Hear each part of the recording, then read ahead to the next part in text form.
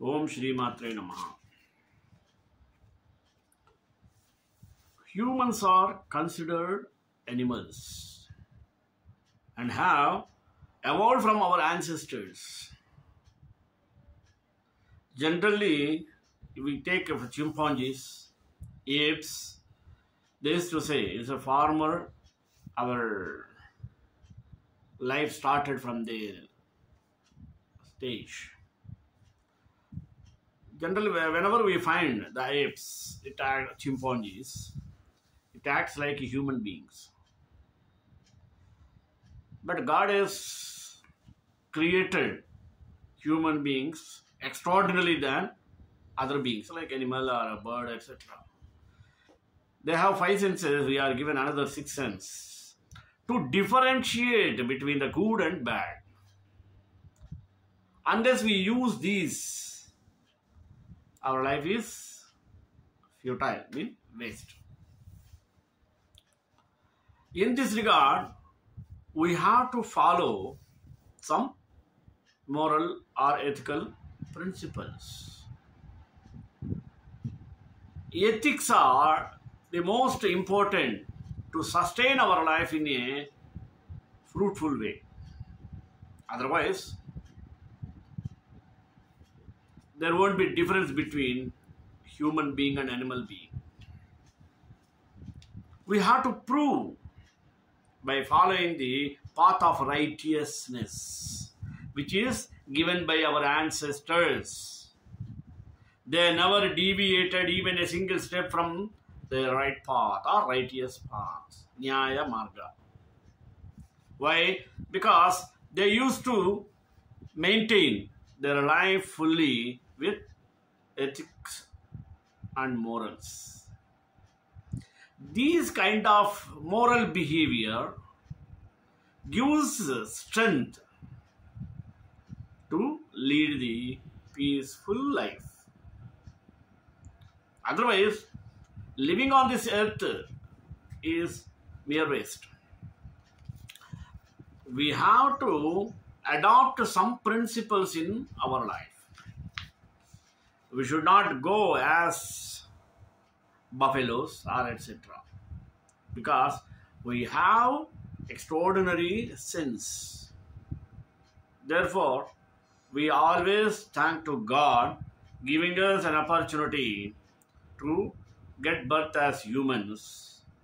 For that, we have to live with moral and ethical principles. Based on that, today I took the topic of morals are man-made. Let us start with the prayer. Shri Rama Rama Rameti Rame Rame Manorame Sahasranama Tattulyam Ramanama Varanane. Humans are animals and have evolved from our ancestors that were not human. But our bodily frame as well as the capacities that stem from it show also that we are a unique kind of animal or a unique kind of ape with distinctive features, of which the moral sense is one. And if we are to agree with Darwin's principle, the most important one, moral goodness is what gives each of us the sense that we are worthy human beings. So note it down.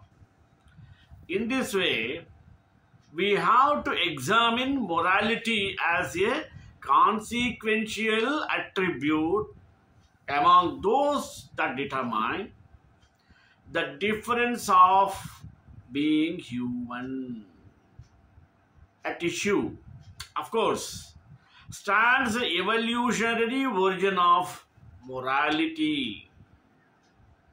Now, let us come to the human uniqueness. Let us go in detail. Two conspicuous human anatomical traits are erect posture and large brain. We are the only vertebrate species with a bipedal gait and erect posture. Birds are bipedal, but their backbone stands horizontal rather than vertical, and the bipedalism of kangaroos lacks create posture and is drastically different from our own. Erect posture and bipedal gaits entail other morphological changes in the backbone, hip bone, and feet, and also others. Brain size is mammal is generally proportional to body size. Relative to body mass, humans have the largest brain. The chimpanzee brain has an approximate volume of 300 centimeter, a gorilla's slightly lesser. The human adult brain is more than 3 times larger, typically between 1300 centimeter and 1400 centimeters. The brain is not only larger in humans than in apes, but also much more complex. The cerebral cortex, where the higher cognitive features are processed, is in humans proportionately much greater than the rest of the brain when compared with apes. Erect posture and large brain are not only anatomical features that distinguish us from non-human primates, even if they may be the most obvious. Other notable anatomical differences include the reduction of the size of the jaws and the teeth and the remodeling of the face, reduction of body and changes in the skin and skin glands, modification of the vocal tract and larynx with important implications for spoken language, opposing thumbs that allow precise manipulation of objects, and cryptic ovulation, which may have been associated with the evolution of the nuclear family consisting of one mother and one father with the children. Humans are notably different from the apes and all other animals in anatomy, but also no less importantly in their functional capacities and behavior. Both as individuals and socially, most fundamental are the advanced intellectual faculties which allow humans to categorize, think in the abstract, and form images of realities that are not present and reason. Other distinctive functional features are left with self-awareness, symbolic language, tool making and technology, complex and extremely variable forms of cooperation and social organization, legal codes and political institutions, science, literature and art, and ethics, also religion. Humans live in groups that are socially organized, and so do other primates. But primate societies do not approach the complexity of human social organization. A distinctive human social trait is called culture, which may be understood here as a set of non-strictly biological human activities and creations. Culture in this sense includes the social and political institutions, ways of doing things, religious and ethical traditions, language, common sense and scientific knowledge, art and literature, technology and a general of the creations of the human mind. Culture is a pool of technological and social innovations that people accumulate to help them live their lives. The advent of culture has brought with its cultural evolution a super organic mode of evolution superimposed on the organic mode, which has in the last few millennia become the dominant of human evolution, has come about because of cultural change and inheritance, a distinctively human made of or human mode of achieving adaptation to the environment and transmitting it through the generations. We have to have a kind of moral behavior. Let us go.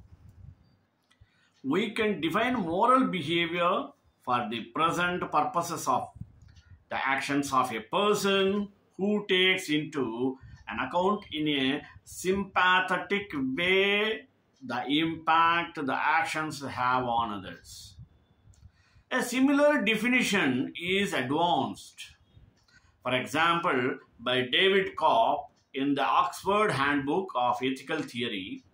We can take a person's moral beliefs to be the beliefs she has about how to live her life when she takes into account in a sympathetic way the impact of her life and decisions on others.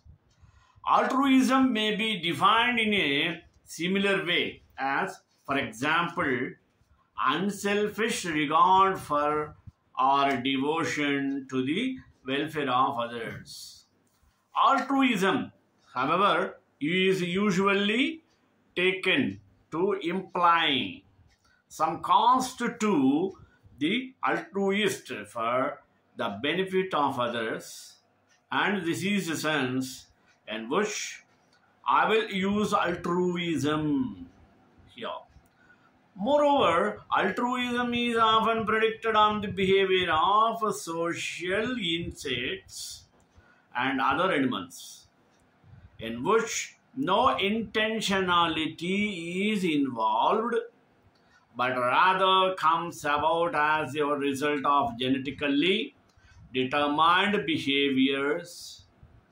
This is biological altruism, or altruism in contrast to moral altruism, or altruism only.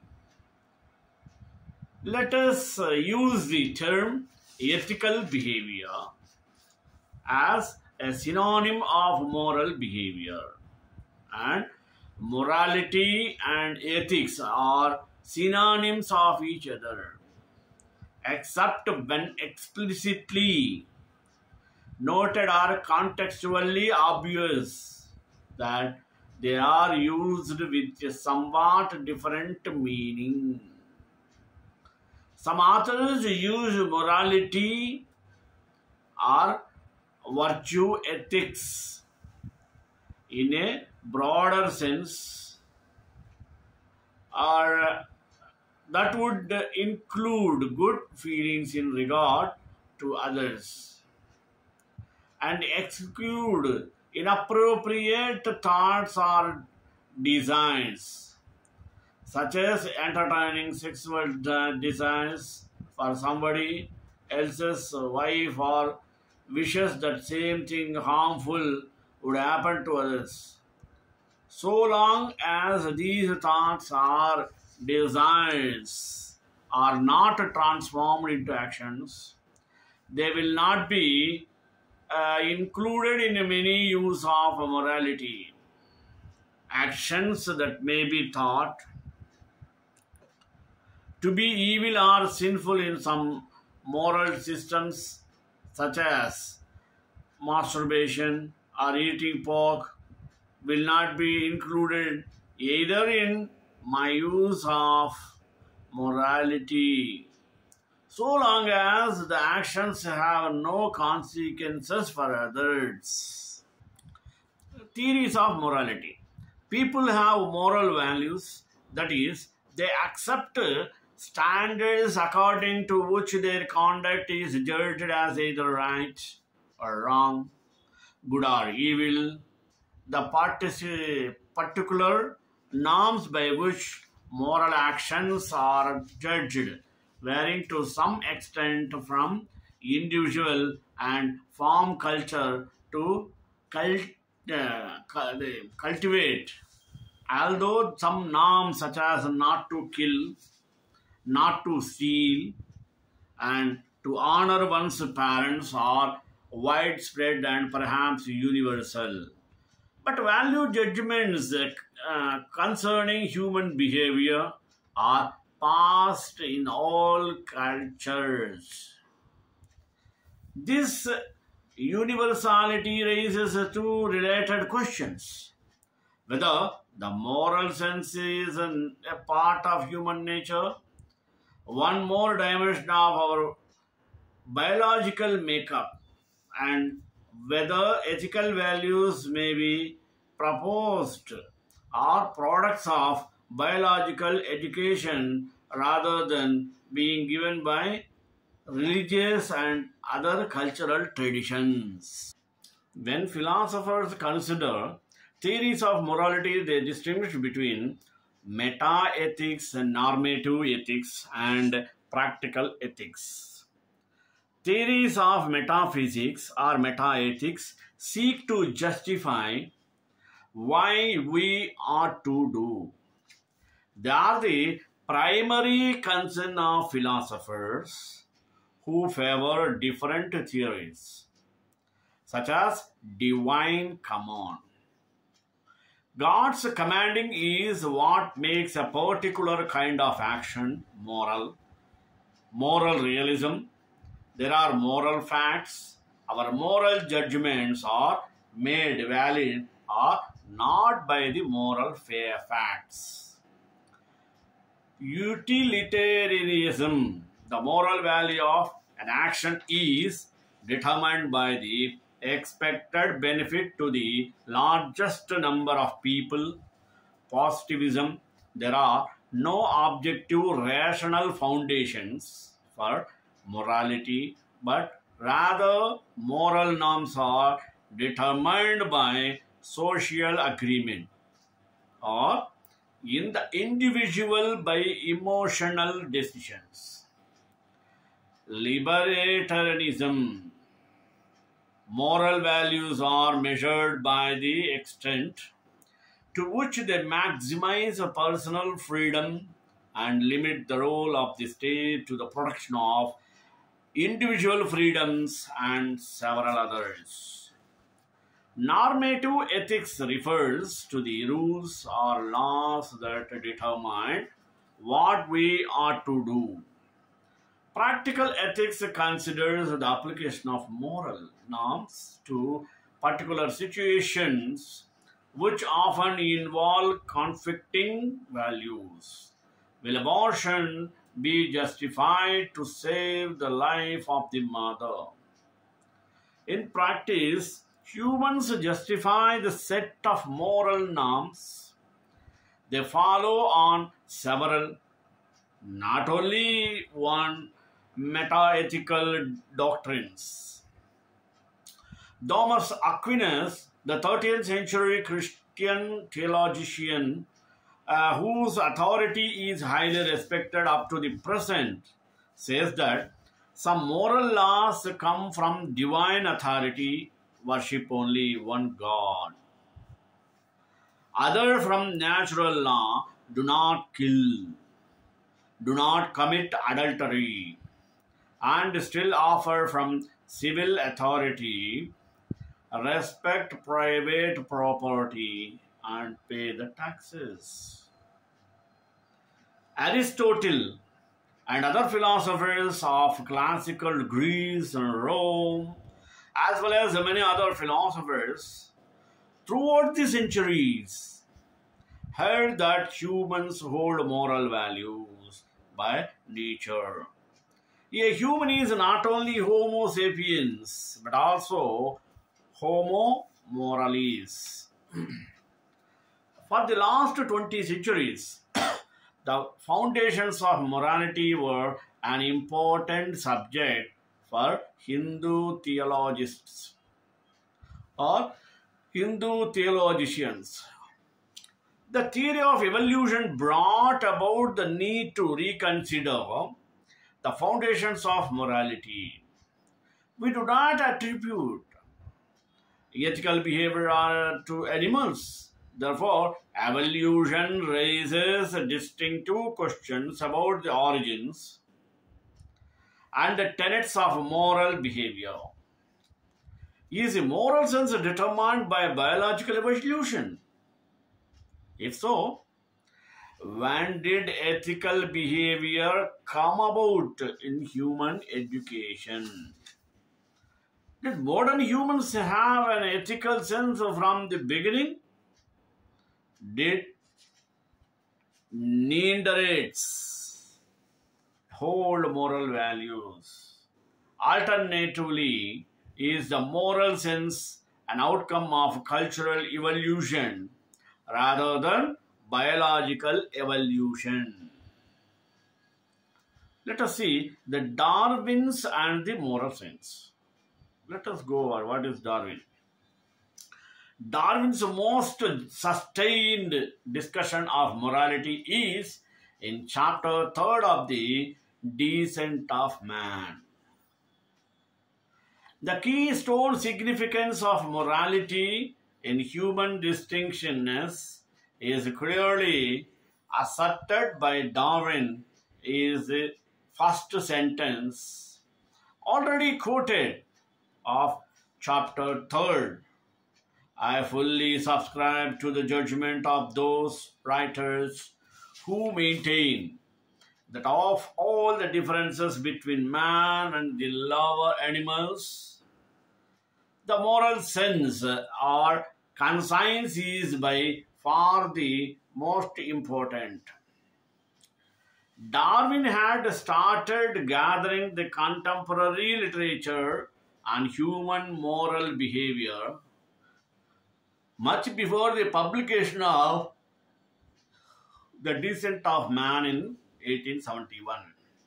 Indeed, we know from his notebooks that Darwin was returning from his trip on the HMS Beagle.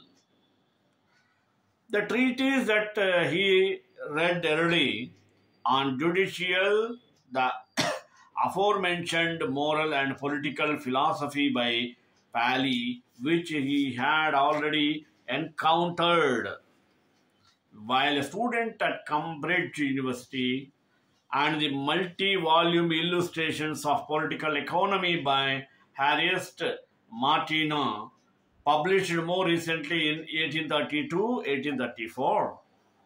These two authors, like other philosophers of the nature, maintained the morality was a conventional attribute of humankind, rather than a naturally determined human attribute, on the grounds of an argument of advanced nowadays by philosophers and other anthropologists, the diversity of moral codes. This diversity is something Darwin had noticed when comparing the prevailing English and European norms of morality with those of South American populations elsewhere. But Darwin would eventually develop a more complex and subtle theory of the moral sense than his contemporaneous authors. A theory that implicitly at least recognized moral behavior as a biological determined human universal but with culturally evolved differences. For Darwin, the ethnographic diversity of moral customs and rules came about as an adaptive response to the environmental and historical conditions, unique in every different places without necessarily implying that morality was an acquired rather than natural human trait. A variable adaptive response could be derived from sense or from some fundamental attribute, a common substract unique for the whole human race, but capable of being or becoming expressed in diverse directions.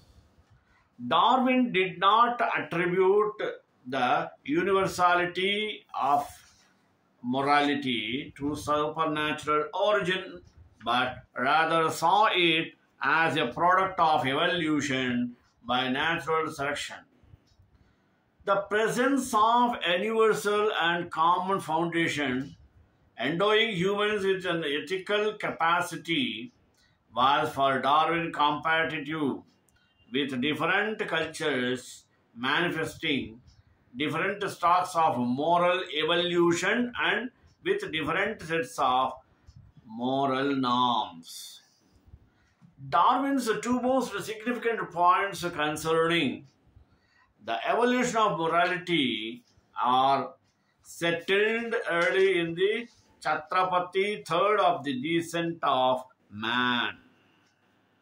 The two points are that moral behavior is a necessary attribute of advanced intelligence as it concerns humans, and thus that moral behavior is biologically determined person is good. That norms of morality are not biologically determined by or rather a result of human collective experience or human culture, as we could how it call it.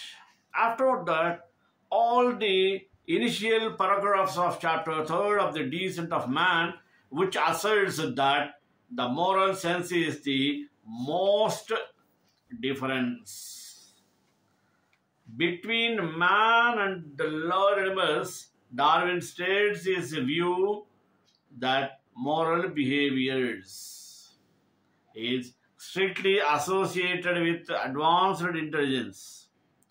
The following proposition some to be higher degree probable, namely that any mind, the whatever, endowed with well-marked social instincts would inevitably acquire a major sense or consciences as far as its intellectual powers we had become as well developed or nearly as near as man. Darwin is affirming that in moral sense or circumstances is necessary consequence of high intellectual process such as exist in modern humans. Therefore, if our intelligence is an outcome of natural selection, the moral sense would be as well as an outcome of natural selection. Darwin's statement further implies that moral sense is not by itself direct promoted by natural selection, but only indirectly as a need necessary can consequence of high intellectual powers, which are the attributes that natural selection is directly prompting. Darwin's distinction between the moral sense or conscience on the one hand and the moral norms that guide the moral sense or the conscience on the others is fundamental. Much of the post-Darwin historical controversy, particularly between scientific and philosophers, as to whether the moral sense is or is not biologically determined, has arisen owing that a failure to make that morality is a human. They are thinking of the predisposition of the moral judgments. Things that is to judge some actions and others as evil. Some philosophers argue that the morality is not biographically determined mind, but rather comes from the cultural traditions from religious beliefs, because they are thinking that moral codes, the sets of norms to determine which actions are provided, are judged to be good and which actions are judged to be a good and which are evil.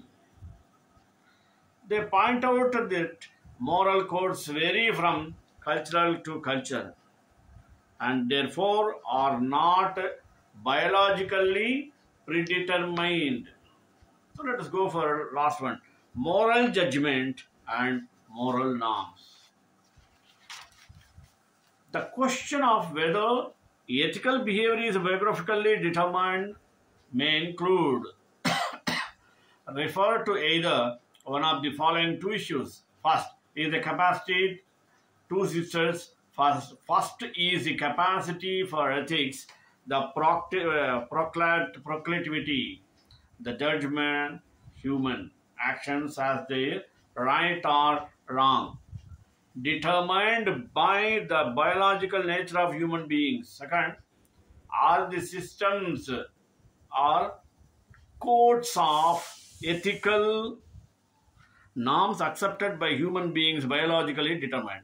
A similar distinction can be made with respect of language. The question of whether the capacity for symbolic creative language is determined by our biological nature is different from the question of whether the particular language we speak, English, Spanish, etc., is biologically determined, which in the case of language, obviously it is not.